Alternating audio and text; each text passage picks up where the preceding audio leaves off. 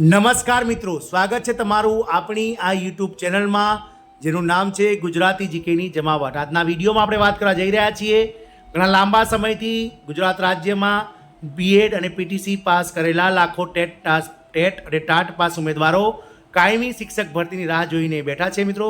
અને કાયમી નોકરી તેમનો અધિકાર હોવા છતાં સરકાર દ્વારા છેલ્લા ઘણા સમયથી કાયમી ભરતી ન કરતા પહેલાં પ્રવાસી શિક્ષક અને ત્યારબાદ જ્ઞાન સહાયક જેવી હંગામી યોજનાઓ લાવી અને સરકાર ક્યાંક ને ક્યાંક આ લાખો ટાટ પાસ ઉમેદવારોને અન્યાય કરી રહી છે।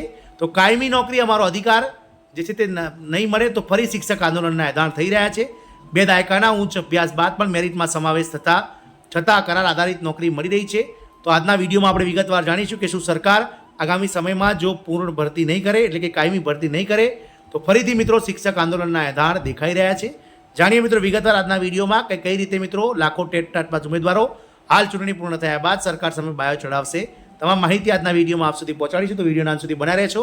અને જો ચેનલમાં નવા હોય તો અમારી ચેનલને સબસ્ક્રાઇબ કરી બાજુમાં રહેલું બેલ આઇકોન દબાવીને ઓલ નોટિફિકેશન ઓન કરી લેજો, જેથી કરીને ચેનલ પર મૂકવામાં આવતા વિવિધ ભરતીઓના નોટિફિકેશન, વિવિધ ભરતીઓના પરિણામ, જીકેના વિડીયો અને સરકારી કર્મચારી પેન્શનર યોજનાને લગતા પરિપત્રો તમને સરળતાથી અમારા ચેનલના માધ્યમથી ઉપલબ્ધ થઈ જાય।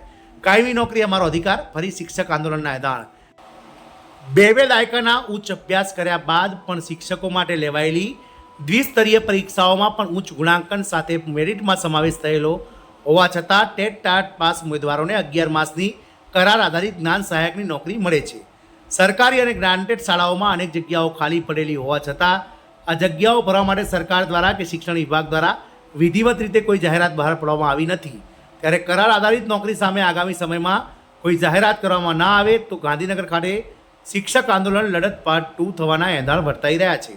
નવા સત્રથી મોટી સંખ્યામાં કાયમી શિક્ષકોની ભરતી ન કરાય તો ગાંધીનગર ખાતે ટાટ લડત પાર્ટ 2 શરૂ કરવાની સંભાવના થઈ રહી છે। મોટી સંખ્યામાં કાયમી શિક્ષકોની ભરતી થાય તે માટે ગત વર્ષે ટેટ 1, ટેટ 2, ટાટ એસ અને ટાટ એચએસની દ્વિસ્તરીય પરીક્ષા લેવાઈ ગયા બાદ હજુ સુધી શિક્ષણ વિભાગે કાયમી શિક્ષકોની ભરતી બાબતે કોઈ સત્તાવાર નિવેદન અથવા તો જાહેરાત ન અપાતા આગામી સમયમાં લોકસભાની ચૂંટણીના પરિણામો જાહેર થઈ ગયા બાદ શિક્ષણ વિભાગ અને રાજ્ય સરકાર પાસે મોટી સંખ્યામાં કાયમી શિક્ષકોની ભરતી બાબતે ફરી રજૂઆત આંદોલન આપવામાં આવશે, આવેદન આપવામાં આવશે, જે બાબતે દરેક રાજ્યના દરેક જિલ્લામાં ગ્રુપ વાઇઝ જે છે તે મિત્રો બનાવવામાં આવી રહ્યા છે। સૌપ્રથમ જિલ્લા અને ત્યારબાદ ગાંધીનગર ખાતે ક્રમશઃ સમયાંતરે સતત રજૂઆતો કરીને કાયમી શિક્ષકોની ભરતી માટેની રજૂઆત કરી મોટી સંખ્યામાં કાયમી શિક્ષકોની ભરતી ક્યારે કરવામાં આવશે તે અંગેની વિગતો જાણવાનો પ્રયાસ કરવામાં આવશે।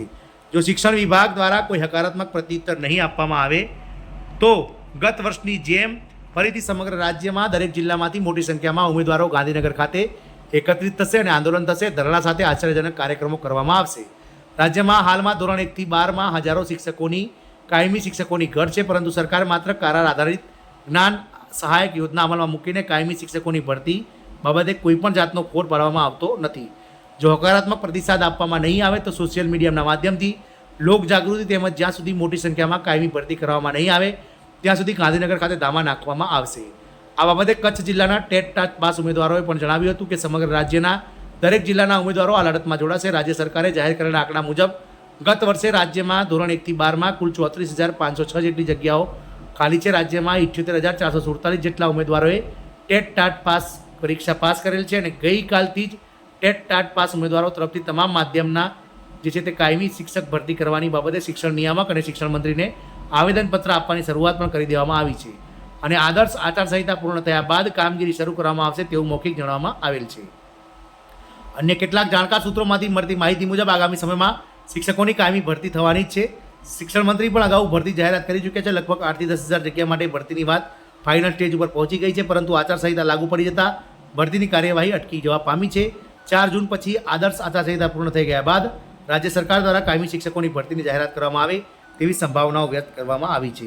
અને જો સરકાર મિત્રો લોકસભાની ચૂંટણી પૂર્ણ થયા બાદ એટલે કે નવી સરકારની રચના કરવાની સાથે જ જે છે તે મિત્રો જૂન અથવા જુલાઈ મહિનામાં નવી ભરતીની જાહેરાતો નહીં કરે ચોક્કસથી મિત્રો રાજ્યના લાખો ટાટ પાસ ઉમેદવારો ફરીથી ગાંધીનગરમાં સત્યાગ્રહ છાવણીમાં ધામા નાખશે અને સરકાર સામે આંદોલન 2 જે છે તે મિત્રો શિક્ષક આંદોલન 2 ચોક્કસથી મિત્રો ફરીથી શરૂ થશે તેવું હાલના સમયમાં દેખાઈ રહ્યું છે। કારણ કે સરકાર દ્વારા મિત્રો હાલમાં કોઈ પણ જાતની જાહેરાત નથી કરવામાં આવી અને હમણાં જ જ્ઞાન સહાયકોને રિન્યૂ કરવાની સત્તાઓ સરકારી જે તે શાળાઓને સરકાર દ્વારા આપી દેવામાં આવી છે। એટલે કે આગામી સત્ર સરકાર દ્વારા મિત્રો જે છે તે મિત્રો આ જ્ઞાન સહાયકો દ્વારા ચલાવવાની મંશા હોય તેવું દેખાઈ રહ્યું છે. ચોક્કસથી સરકાર આ બાબતે કોઈ ગંભીરતાથી વિચારી અને પગલું લે તેવી આશા. જય હિન્દ. અસ્તુ.